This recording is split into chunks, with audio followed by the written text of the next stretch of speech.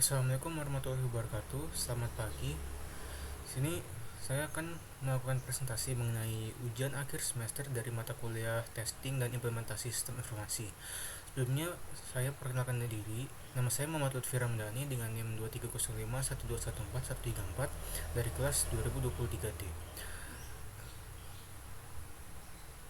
Pertama-tama saya ingin mengucapkan terima kasih pada Pak Bonda selaku dosen pengampu mata kuliah testing dan implementasi sistem informasi ini. Baik, langsung kita lanjutkan saja. Mengenai soal yang pertama, soalnya berupa sebuah sistem informasi inventaris mengalami penurunan performa secara tiba-tiba setelah update terbaru. Analisis kemungkinan penyebab masalah tersebut dan susunan langkah sistematis untuk mengidentifikasi dan memperbaiki masalah itu. Jadi untuk jawabannya,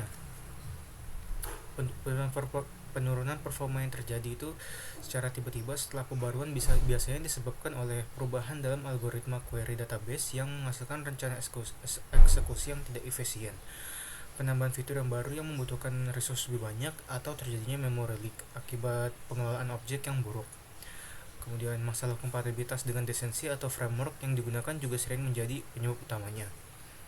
Nah, untuk mengidentifikasi masalah, kita perlu menetapkan benchmark performa sebelum update melalui dokumentasi dan log sistem historis. Selanjutnya, melakukan monitoring sistem menyeluruh untuk mengukur penggunaan CPU, memori, disk, dan latensi jaringan. Analisis performa database dengan memeriksa slow query logs dan penggunaan indeks juga sangat penting. Diikuti dengan code review pada area yang berpotensi menyebabkan degradasi performa. Langkah perbaikan itu dimulai dengan solusi cepat seperti optimasi indeks database dan query tuning. Kemudian dilanjutkan dengan refactoring code atau perubahan arsitektur untuk masalah yang lebih kompleks. Implementasi monitoring tools yang lebih canggih juga diperlukan untuk deteksi dini masalah performa di masa depannya. Kemudian untuk soal kedua, mengenai perancangan pengujian beban untuk aplikasi multi-user. Soalnya, Anda ditugaskan untuk merancang skenario pengujian beban untuk aplikasi yang secara dinamis melayani ribuan pengguna simultan. Jelaskan bagaimana Anda merancang pengujian tersebut dan metrik apa saja yang penting untuk dianalisa. Nah, untuk soal ini, perancangan pengujian beban untuk aplikasi multi-user dimulai dengan analisis pola penggunaan melalui data historis untuk memahami skenario penggunaan khas dan jam sibuknya. Kita perlu mengidentifikasi user journey yang kritis seperti proses registrasi, login, dan transaksi. Kemudian menyiapkan environment pengujian yang akurat mencerminkan arsitektur produksi. Simulasi pengguna di virtual dilakukan menggunakan tools seperti JMeter atau Load Runner dengan skenario yang realistis. Kemudian metrik yang kritis untuk dianalisis mencakup persentil waktu respons, bukan hanya rata-rata, throughput dalam transaksi per detik, dan tingkat error pada berbagai level beban. Kita juga perlu memantau utilisasi resource di semua komponen sistem, melakukan deteksi memory leak melalui analisis garbage collection, dan mengukur performa database seperti utilisasi, connection pool, dan log contention. Analisis hasil melibatkan identifikasi performance plateau dan titik degradasi sistem serta korelasi antara berbagai metrik untuk memahami perilaku sistem secara menyeluruh. Selain metrik teknis, kita juga harus memantau metrik bisnis seperti user experiment dan untuk melakukan evaluasi yang komprehensif. Kemudian soal 3, yaitu dalam proses implementasi sistem baru, Anda menghadapi resistensi dari sebagai pengguna utama. Buatlah strategi konkret berdasarkan pemahaman psikologis dan teknis untuk mengatasi resistensi tersebut. Resistensi pengguna terhadap sistem baru ini disebabkan oleh faktor psikologis seperti beban kognitif dalam mempelajari sistem baru dan kecemasan tentang kompetensi teknologi. Faktor teknis meliputi kompleksitas sistem dan desain interface yang buruk, sedangkan faktor organisasionalnya menyangkut seperti manajemen perubahan yang tidak memadai dan kurangnya dukungan leadership. Strategi konkret ini bisa dimulai dengan analisis stakeholder untuk mengidentifikasi key influencer dan melibatkan perwakilan pengguna dalam tahap desain dan testing sistem. Pembentukan kelompok pilot dengan early adopters membantu menciptakan momentum positif komunitas Komunitas harus fokus pada artikulasi manfaat yang relevan untuk setiap kelompok pengguna, dengan program pelatihan yang bersifat role spesifik dan praktis, serta pembentukan super user di setiap departemen. Strategi mitigasi teknis mencakup desain interface yang intuitif, sistem bantuan yang komprehensif, dan peluncuran fitur yang bertahap. Optimasi performa juga penting untuk menghasilkan kesan pertama yang positif, sementara penanganan error yang robust mengurangi frustasi pengguna. Kemudian soal keempat, yaitu sebuah sistem manajemen data sering mengalami ketidaksesuaian data antara berbagai modul. Identifikasi kemungkinan akar penyebab dan membuat prosedur pemecahan masalah yang efektif dan berkelanjutan. Ketidaksesuaian data antar modul biasanya disebabkan oleh tidak adanya data master manajemen yang menyebabkan berbagai versi kebenaran untuk entitas yang sama. Model data yang tidak konsisten antar modul menciptakan kesenjangan semantik, sementara masalah timing dalam sinkronisasi data dan transaction management yang buruk berkontribusi pada inkonsistensi. Masalah integrasi antara sistem yang lama dan aplikasi modern juga sering menciptakan masalah transformasi data. Prosedur pemecahan masalah dimulai dengan audit data yang menyeluruh untuk mengidentifikasi tingkat dan sistem dan sifat inkonsistensi. Kemudian diikuti dengan data profiling untuk memahami masalah kualitas data. Implementasi proses rekonsiliasi data dengan deteksi otomatis sangat penting. Begitu juga pembentukan authoritative data source atau master data repository untuk menghilangkan berbagai versi kebenaran. Untuk berkelanjutan jangka panjang, diperlukan implementasi framework data governance yang komprehensif dalam kepemilikan dan akuntabilitas yang jelas. Monitoring kualitas data rutin dengan metrik yang ditetapkan memungkinkan deteksi dini masalah, sementara program training untuk developer dan end user mencegah inkonsistensi masa depan. Melanjuti soal kelima, saat pemeliharaan sistem berjalan, ditemukan bug yang sulit direproduksi.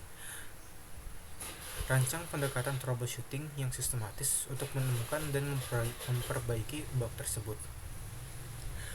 Bug yang sulit direproduksi biasanya disebabkan oleh race condition dalam aplikasi multi-threaded, ketergantungan pada kondisi sistem spesifik, atau masalah memory corruption. Faktor lingkungan seperti perbedaan hardware, versi OS, atau ketersediaan layanan third party juga dapat mempengaruhi manifestasi bug. Begitu juga variasi network latency yang menyebabkan gejala muncul secara acak.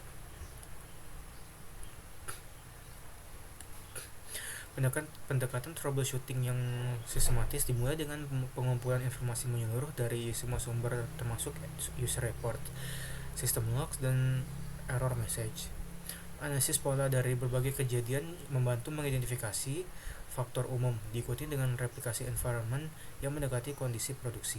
Load testing dan stress testing dapat membantu memicu bug, sementara enhanced logging pada area kode yang dicurigai dan distributed tracing untuk microservice memberikan insight yang lebih detail.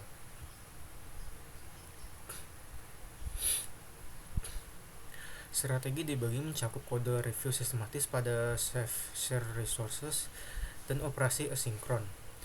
Implementasi assertion dan routine check juga menangkap anomali serta pendekatan debugging kolaboratif dengan multiple perspektif. Dokumentasi semua langkah investigasi memastikan transfer knowledge dan mencegah duplikasi effort.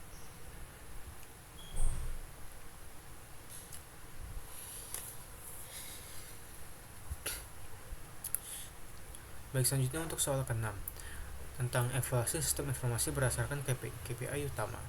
Evaluasi sebuah sistem informasi berdasarkan 5 indikator kinerja utama yang Anda pilih sendiri dengan alasan signifikan. Masing-masing indikator dan metode pengumpulan data yang konkret. Baik, jadi untuk jawabannya, di sini efisiensi performa menjadi KPI pertama untuk yang mengukur response time, throughput, dan resource consumption melalui application performance monitoring tools dengan continuous monitoring. KPI ini signifikan karena berdampak langsung pada user experience dan operational cost. Kemudian ketersediaan dan keadilan sistem mengukur MTBF atau mean time between failures, mean time to recovery atau MTTR, dan kepaduan terhadap Service Level Agreement atau SLA. Melalui comprehensive monitoring infrastruktur krusial karena downtime berdampak langsung pada operation bisnis. Kemudian kepuasan dan tingkat adopsi pengguna sebagai KPI yang ketiga. Kepuasan dan adopsi user mencerminkan penerimaan sistem melalui user satisfaction survey, feature utilization, dan engagement metrics yang dikumpulkan via regular feedback dan usage analytics. KPI ini penting karena kesuksesan ultimate sistem bergantung pada user acceptance. Kualitas dan integrasi data mengukur error rates, data validation sukses, dan audit trail completeness melalui data quality monitoring tools krusial karena data quality yang buruk merusak business decision making. Dan yang terakhir yaitu return on investment atau ROI yang sebagai KPI yang kelima. Karena KPI ini membandingkan implementation cost dengan quantifiable benefits melalui comprehensive cost tracking dan benefit qualification. KPI ini sangat penting untuk justify continued investment dan mengidentifikasi optimization opportunities, memberikan perspektif finansial yang diperlukan untuk sustainability system. Kemudian yang ketujuh yaitu perancangan user acceptance testing untuk sistem yang kompleks. Soalnya Anda mendapat permintaan untuk melakukan uji coba pengguna atau user acceptance testing pada sistem yang kompleks dengan berbagai tipe pengguna. Rancang prosedur pengujian yang valid, efektif, serta bagaimana menangani feedback yang beragam. Jadi, user acceptance testing untuk sistem kompleks dengan berbagai pengguna memerlukan pendekatan terstruktur yang mengakomodasi kebutuhan pengguna yang beragam, alur kerja, dan tingkat keahliannya masing-masing. Kompleksitas ini menuntut perencanaan menyeluruh yang memastikan validasi menyeluruh terhadap fungsional sistem sambil mempertahankan proses pengujian yang dapat dikelola.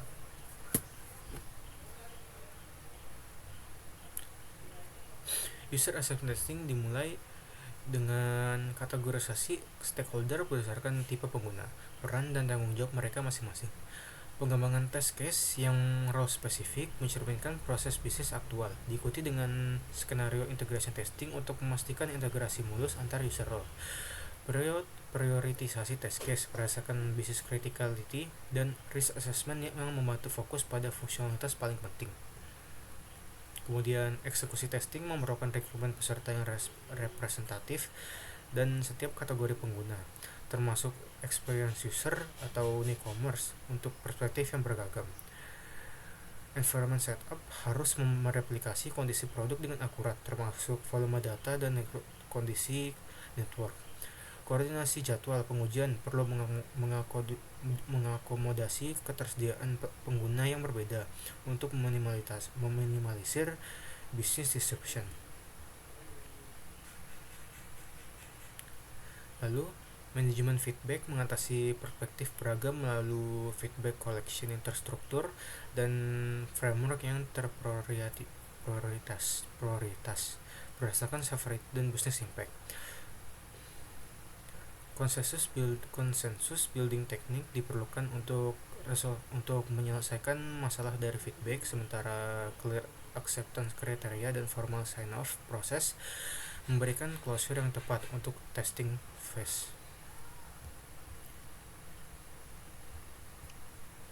Selanjutnya, pedoman dokumentasi pengujian untuk keabsahan laporan. Soalnya, dalam dokumentasi pengguna, Anda menemukan bahwa banyak laporan hasil ujian tidak dapat dipertanggungjawabkan karena kurangnya bukti yang kuat. Buatlah pedoman dokumentasi pengujian yang dapat memastikan keabsahan setiap laporan. Baik, dokumentasi pengujian yang dapat dipertanggungjawabkan memerlukan kerangka terstruktur dengan standar dokumentasi yang konsisten, template yang seragam, dan version control mechanism untuk integritas dokumen. Evidence collection yang komprehensif harus didefinisikan untuk berbagai jenis testing activities dengan identifier yang unik untuk traceability yang efektif. Kemudian standar kasus uji coba mencakup deskripsi clear test tentang tes objektif, precondition, execution step, dan expected versus actual result. Setiap test case harus memiliki dokumentasi yang baik dengan screenshot, logs, dan artefak yang diberi label yang dengan benar. Ketergantungan antar test case dan environment requirements juga harus didokumentasikan dengan jelas. Quality assurance untuk dokumentasi mencakup multi-level review proses dengan technical dan business reviewers, automated completed test, dan training program. Untuk testing teams, retention policies, dan active file procedure, memastikan long-term availability untuk audit dan regulatory requirement. Sementara access control melindungi sensitive testing information.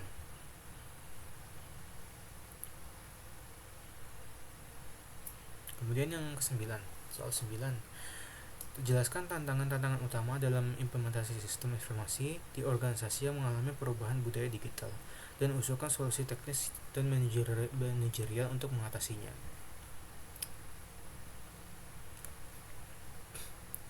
Oke.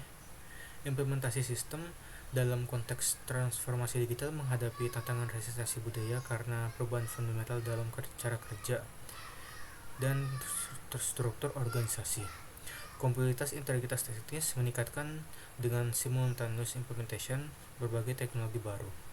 Migrasi dari sistem lama dan mengestablishment arsitektur pattern baru.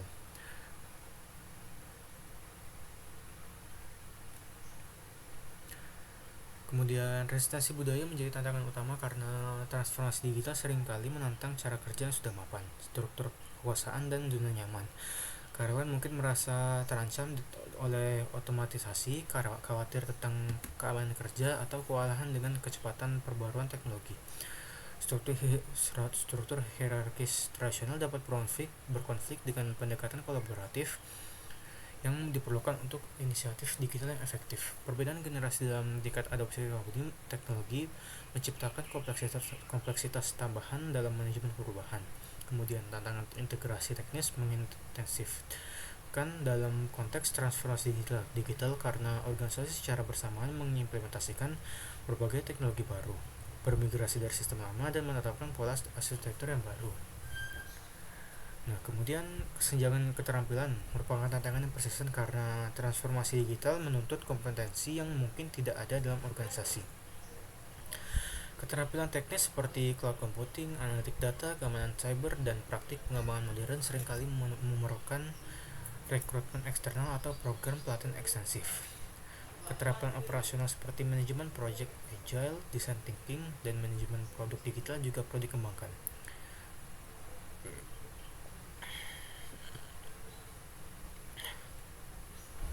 Kemudian desain API first memvalidasi integrasi dengan sistem yang ada dan teknologi masa depan. Pendekatan cloud native menyediakan skalabilitas dan mengurangi overhead manajemen infrastruktur. Praktik DevOps memungkinkan siklus pengiriman yang lebih cepat dan meningkatkan keadilan sistem. Kemudian platform orkestrasi kontainer seperti Kubernetes memungkinkan lingkungan deployment yang konsisten, skalabilitas yang sederhana. Kemudian praktik infrastruktur as code meningkatkan konsistensi development untuk memungkinkan provisi lingkungan yang cepat. Pipeline pengujian otomatis memastikan kualitas code yang mengurangi risiko deployment. Kemudian alat pemantauan dan observabilitas menyediakan wawasan tentang performa sistem dan perilaku pengguna. Lalu solusi manajerial fokus pada strategi manajemen perubahan menyeluruh yang mengatasi faktor manusia dalam transformasi digital. Kemudian dukungan eksekusi dan komitmen yang terlihat esensial untuk mengatasi resistensi dan mendorong keselarasan organisasi. Dan program monitoring memasangkan karyawan berpengalaman dengan digital natives untuk transfer pengetahuan, jalur pengembangan karir untuk memasukkan keterampilan digital, mendorong keterlibatan karyawan dengan inisiatif transformasi. Lalu soal terakhir, soal ke-10 tentang dampak teknologi baru terhadap pengujian dan implementasi sistem. Teknologi yang berkembang seperti artificial intelligence, cloud computing, dan edge computing secara fundamental mengubah pendekatan untuk pengujian dan implementasi sistem, menciptakan peluang baru sekaligus memperkenalkan tantangan yang belum ada pada sebelumnya. Teknologi ini mengubah paradigma tradisional dan memerlukan evolusi dalam metodologi alat dan set keterampilan. Namun integrasi AI memperkenalkan tantangan dan dalam prediktabilitas, kemampuan penjelasan dan validasi. Pengujian sistem AI memerlukan pendekatan baru untuk memvalidasi akurat model, deteksi bias, dan pertimbangan etis. Pengujian fungsional tradisional tidak memadai untuk sistem machine learning yang perilakunya berubah berdasarkan data pelatihan dan algoritma pembelajaran. Cloud computing merevolusi strategi implementasi melalui infrastruktur as code, pengeskalaan otomatis, dan kemampuan deployment global. Pengujian dalam lingkungan cloud memungkinkan provisi sumber daya yang tidak terbatas, eksekusi uji paralel, dan simulasi beban yang realistis. Tantangan adopsi cloud mencakup seperti variasi latensi jaringan, kekhawatiran vendor lock-in, masalah kedaulatan data, dan kompleksitas manajemen biaya. Strategi pengujian harus memperhitungkan deployment multi-cloud, arsitektur hybrid, dan skenario edge computing. Pengujian keamanan menjadi lebih kompleks dengan model tanggung jawab bersama dan perangkaan serangan terdistribusi. Edge computing menciptakan paradigma pengujian baru dengan pemrosesan terdistribusi, konektivitas terputus-putus, dan lingkungan dengan batasan sumber daya. Pengujian harus memvalidasi perilaku sistem di bawah berbagai kondisi jaringan, mekanisme sinkronisasi, dan kemampuan offline. Performance testing memerlukan pertimbangan keterbatasan dan scope testing untuk memastikan performa dapat benar-benar teruji dengan baik.